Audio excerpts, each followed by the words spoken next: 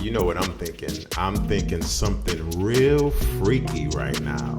Oh yeah, this is the Entertainment E for One podcast, and I am your host, Anthony BLT. As always, thank you for watching.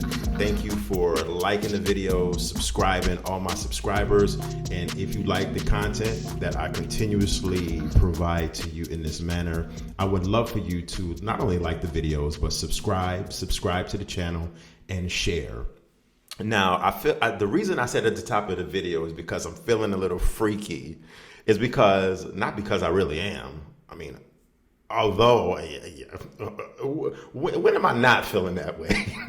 I mean, let's just be honest with you. You know what I'm saying? I come from the era of the 2 Live Crew, NWA, Luther Campbell, and all of this ties into the subject matter I'm about to talk about because Freaknik, remember the Freaknik? Freaknik, however your accent pronounces it. Remember that back in the 90s, like literally, if you were a teen or in your 20s or in your 30s or even 40s in the late mid 90s, early kind of 90s, everybody wanted to go to the Freaknik. And for those of you that don't absolutely have no idea what I'm talking about, here is the official definition of Freaknik from the Urban Dictionary. It was a national gathering of black college students in Midtown Atlanta, Georgia, in the third weekend of April, celebrating Black unity. It was also last held in 1999. Now, the only Black unit, I've never been to the Freaknik before. I remember when I was in college in 96 and even in high school in 95, it was real popular. Everybody talked about going. That's because, you know, Luke and 2 Live Crew, I mean, they just made it popular. You know, that's when ATL, you know, was really starting its birth in the early mid 90s with, you know, Jermaine Dupri, and everybody wanted to flock to ATL for the Freaknik. And they said on here it's celebrating Black unity. There was a lot of Black unity being celebrated at the Freaknik. Oh yeah, for sure. But it wasn't that kind of pro-Black unity, green, black, and red that you thinking with the Chuck D and the Public Enemy and, you know, the dashikis and all of that. It was a lot of Black unity going on. If you know what I'm saying, sexually it was a lot of Black blending, some blending going on for sure. And it was a lot of exposure. Women were just getting new. Let's just call it for what it is. I'm not holding back. Women were getting nude. They were getting freaky. They were doing some things. They were getting down. You know what I mean? So just imagine it was a freak show. So that's just what it was. It was a freak show.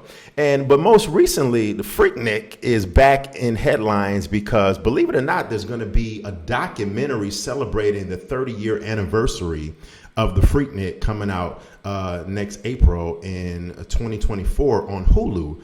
They're making a documentary about it, and Luther Campbell and Jermaine Dupri are in, you know, they're working, they have their hands in the documentary as well. I'm not going to say that they're producing the documentary, but from the article I'm reading, about to give you a little snippet of, and from what I read on news1.com, produced in part by Luther Campbell. So Luke, my man, Uncle Luke, is a producer on this doc.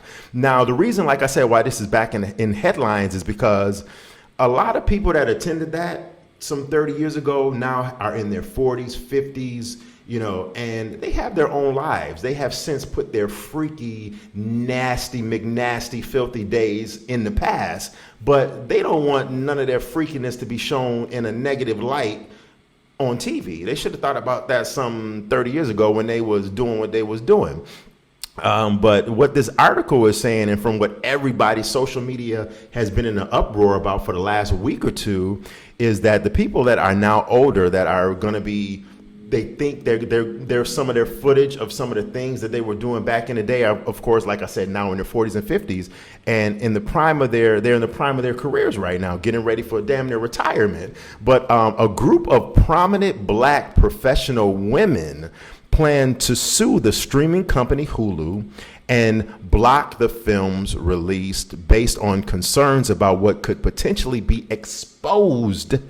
They are filing a lawsuit in Atlanta's federal court against Hulu. The women are saying that it is unlawful because they did not sign media releases to the footage and everything getting shown, them showing that ass on camera and them getting naked and them showing they. So basically, they feel in a certain way in their feelings because they don't want their freakiness from 30 years ago to be shown. Well, my whole thing is, listen, you should have thought about that when you was out there doing what you was doing 30 years ago. Now, listen, we all did things when we were in our teens and 20s that we're not, now that we're older, we look back and be like, yo, we was wilding, we was crazy, man. This was crazy, man. We should have never been doing that. This is crazy. This is crazy.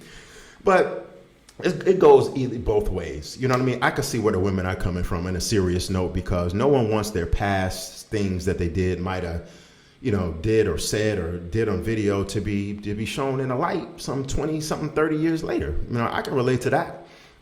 So it's just one of those things to where, you really just have to be cognizant of what's going on and what you're doing. But when you're in your teens and 20s, we ain't thinking like that. Let's just keep it 1,000. Let's just keep it 100. Let's just keep it real. We are not thinking about the repercussions about how smoking this weed could affect us some 8 months later when we have to get a job and we're looking for a new job and we have to get job tested and we've been smoking a lot of weed. We don't think about all the freakiness that we did in our younger days, how it can affect us in so many ways health-wise. It's just so many, different layers to this, but I totally feel for the women. They should have their day in court. They should. Those freaks should have their day in court, right? We love the freaks. The freaks should have their day in court.